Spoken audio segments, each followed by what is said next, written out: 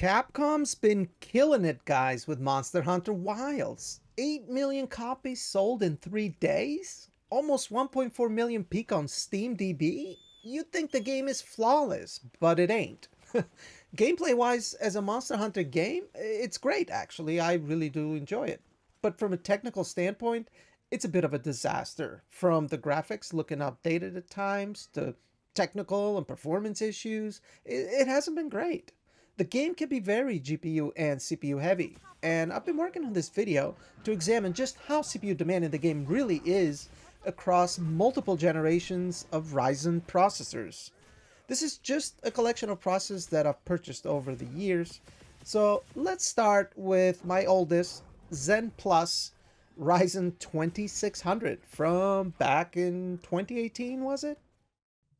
The goal for this video is obviously to remain CPU bound, and that's what we've done, just so that we can see what these CPUs are truly capable of without being limited by the GPU, which is why I'm using an RTX 4090. It's the fastest GPU that I have. All this footage was also captured with my new external capture card, Elgato 4K-X. We're targeting 1440p with DLSS at the balance, just to make sure that we're always CPU bound. All graphical settings are maxed out, except for the ray tracing, because ray tracing kind of sucks in this game, so it's really a waste in my opinion. This benchmark will focus in Scarlet Forest and divide it into two parts. First will be traversal, and second, a boss fight with a group of AI hunters helping us out, and we'll look at and compare the average FPS and 1% lows, and obviously you guys can see the frame time graph on the screen, which is a disaster with the Ryzen 2600. But in this traversal part, we ended up averaging 45 FPS and 21 FPS for 1% lows. You can see how bad the frame time is. That's how the frame rate is being delivered on the screen, and it's not pleasant at all. It's quite jittery, and to be fair, I did not expect the Ryzen 2600 to do well. I wouldn't expect that in modern AAA games, but it just goes to show just how much this game hammers the CPU, and I think it could have been done much better, and I'll tell you why I think so when we look at the next CPU.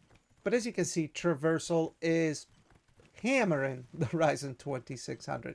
90% CPU use. Wow. The second part of the benchmark was the Congalala fight, and I also fired an SOS flare to call in 3 AI hunters to see how that would impact CPU performance, but also frame time delivery. We know that at least in Dragon's Dogma 2, NPC AI can be very taxing on the CPU, and that's something that Capcom's acknowledged. So I was genuinely curious to see, because it's what you'll be doing in this game is traversing and fighting monsters. Now, interestingly, the game actually ran a bit smoother during this monster fight than it did during traversal, which is quite interesting. We ended up averaging 50 FPS and 26 FPS for 1% lows. And as you can see, the frame time, while it is a bit of a disaster, it does look better than it did while getting here. And while getting here, we averaged 45 FPS and 21 FPS for 1% lows. So very interesting results here, guys. But yeah, if you're still using a Ryzen 2000 in general, it was never really a great gaming CPU, although back in the day it was a lot more capable in the games of the time. Whereas today, it does get hammered quite a bit. So if you're still using the Ryzen 2000, I would upgrade at least to like a Ryzen 5600X. It would be a lot more capable, as you're going to see later on in this video. Now, let's take a look at one of the more interesting CPUs that I was looking forward to checking out. And that's the Ryzen 3700X. Now, the reason why I like looking at this CPU is because it's the closest thing I have to what's in the consoles. It's a Zen 2 8-core 16-thread CPU. It's supposed to be more capable. It boosts higher than the consoles, has more cache.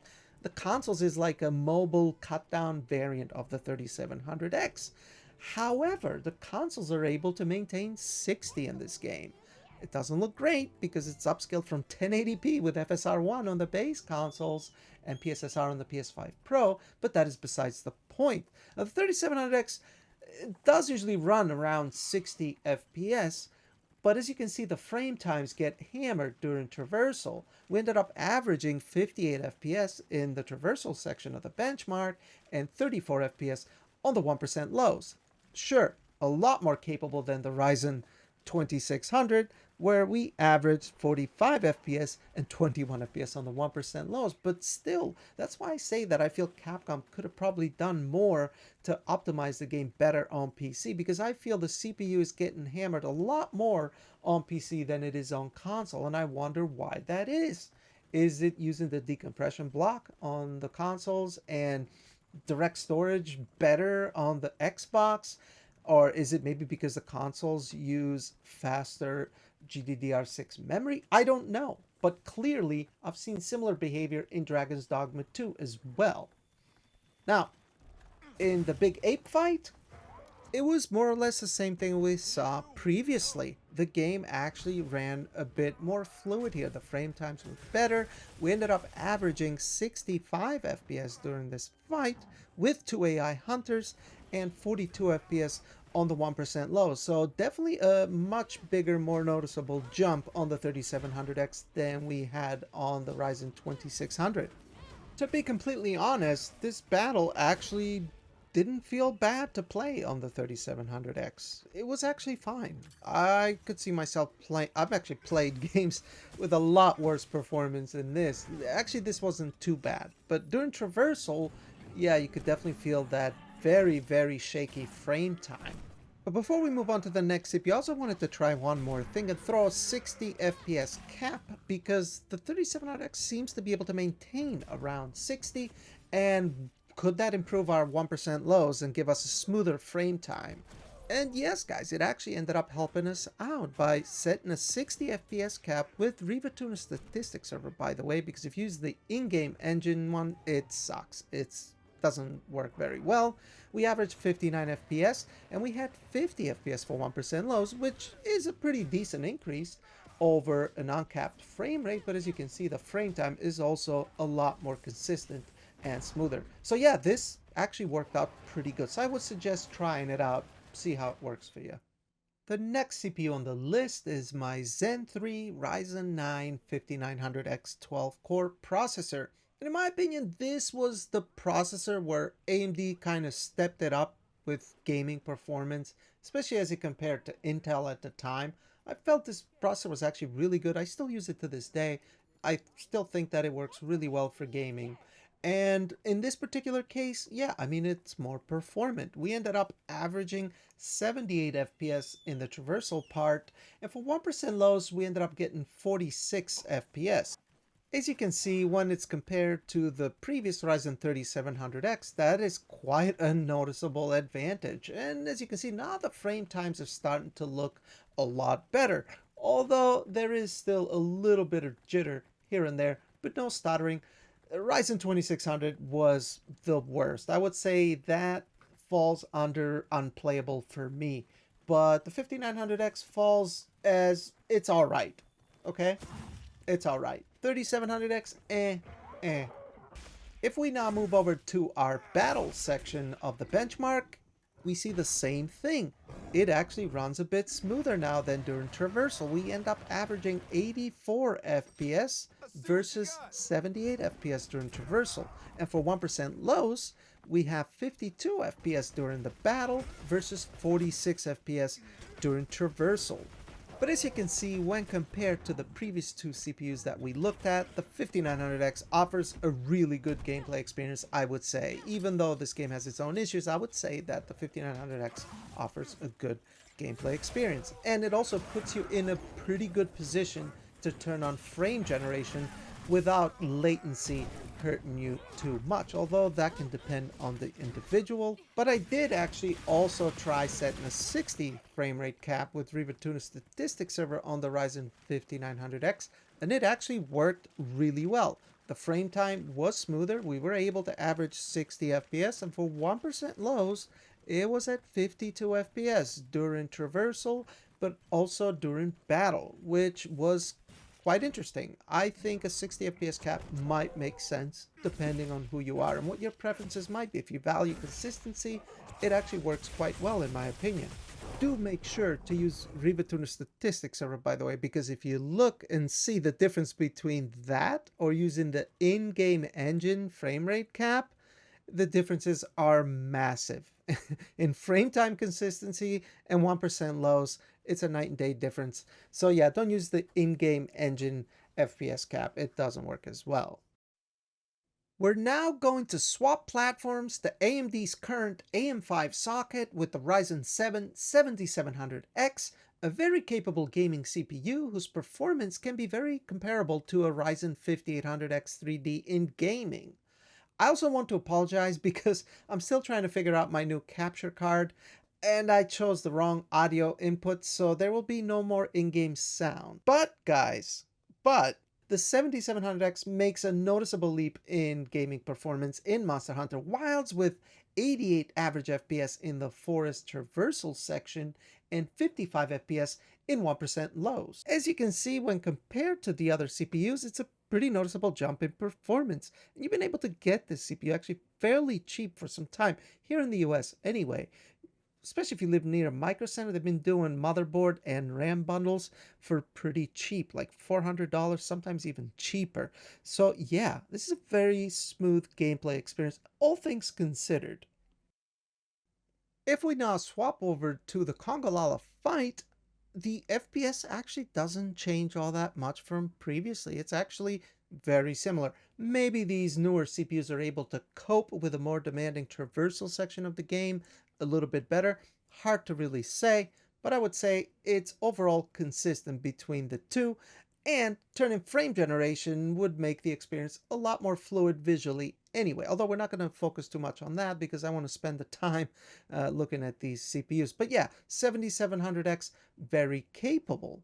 But it's also very interesting how it compares to the next two CPUs. The next CPU that we're going to take a look at is another Zen 4, Ryzen 7800 X3D. This was my first X3D CPU and I loved it. Not only was it usually faster than the 7700X in a lot of games, but it also consumed a lot less power, which is something that I do place quite a bit of value in. But the 7800 X3D averages 91 FPS here in the forest traversal part and 57 FPS 1% lows. Now, if we compare that to what we had on the 7700X, it's actually very similar. So both of these CPUs in this game, at least in this area, they perform very similarly. The frame time is very smooth. There's no stutters or hitches or anything like that. Again, with the AM5, it seems like it's a very noticeable jump as far as gaming, and this game in particular, it's very, very smooth. It's a great opportunity to turn on frame generation. Again, for me, turning on frame generation requires a very good base frame rate, especially in a game like this, for it to feel right, because it's not just about the look, but it's also the feel. Now, if we swap over to the Congalala fight, again, we get very similar FPS, although we do a little bit better than we did during the traversal. It's not a massive difference or anything like that, but the 1% lows are above 60 FPS at the very least in this battle. When compared to the 7700X though, in averages we are a little bit ahead, noticeably ahead, not by much. And the 1% lows are also noticeably ahead. But I would say overall they're very comparable. I don't think if you were actually playing without looking at the frame rate, frame time, and all the statistics, you would really be able to tell the difference. But yeah, let's move on to my last CPU. And the last CPU I have for you guys is my current main gaming CPU, the Ryzen 9800 X3D, what is regarded as the best gaming CPU currently. But interestingly, if we compare it to the previous two CPUs that we looked at, yeah, I mean, we averaged 94 FPS and 63 FPS for 1% lows. But it's not really a big advantage over the 7800 X3D or even the 7700X. I would say they're all fairly comparable. So yeah, very interesting results. The extra Vcache doesn't always help in the same way in every game, so it can depend. There are couple games where the 7800 X3D and 9800 X3D are fairly close, and then there's others where the gap is quite noticeable. So it really can depend. And then there are a few games where again, the X3D cache doesn't really make a ton of difference.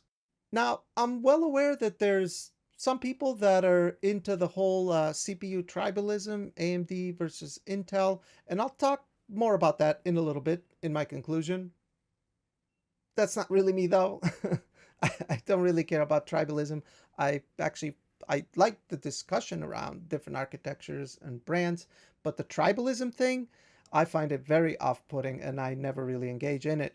I just don't find it interesting. If we now move over to the fight though, interestingly, we actually got less average FPS during the fight, which is the first for all the other CPUs we looked at. 1% lows are very similar. Interestingly, actually, the 7800 X3D actually had 2 more average FPS. Now, I realize this can vary. You could run the game again and then maybe get slightly different results. I would say it's still within margin of error type of stuff, but I just find it kind of interesting that all these three AM5 CPUs are pretty close to one another. But I guess to wrap things up, we can take a look at how all CPUs compare in the Scarlet Forest. The 9800 X3D leads the chart, and I'd say the 5900X is still a very capable CPU, able to provide a pretty good gameplay experience, I would say, in Monster Hunter Wilds. Granted, you have a decent GPU. And if we look at the Congalala fight, it's more or less very similar, although all CPUs get a little few more FPS. Nothing crazy. Now, to answer a question I've got a few times before in similar videos I've done in the past, why don't you have any Intel CPUs? And that's a fair and valid question. It's not because I have anything against Intel, it's just that the upgrade path with Ryzen has always been something I've found to be quite appealing and easier to jump into the next upgrade. I realize you can manually tune Intel chips and pair with very fast RAM for interesting results, and I think that's pretty cool. Interestingly, I was actually planning on grabbing one of the new Arrow Lake CPUs, but it ended up being a disaster launch, so I just got the 9800 X3D instead. But I also find GPUs more interesting than CPUs, and I like the drop in and just play that the 9800 X3D provides. That is something I find appealing. But hey, to each their own. This hobby is all about things you find interesting. But to get back to Monster Hunter Wilds, it is a great game with some unfortunate technical issues that, unless you have mid to high-end hardware, you may want to hold on purchasing the game until we get more updates, which if we do, I'd be willing to revisit this topic and look at the improvements. But leave your thoughts down below, let me know what you think, and please give the video a like if you liked it, and consider subscribing. I'd appreciate that. But thanks either way, and I'll see you later.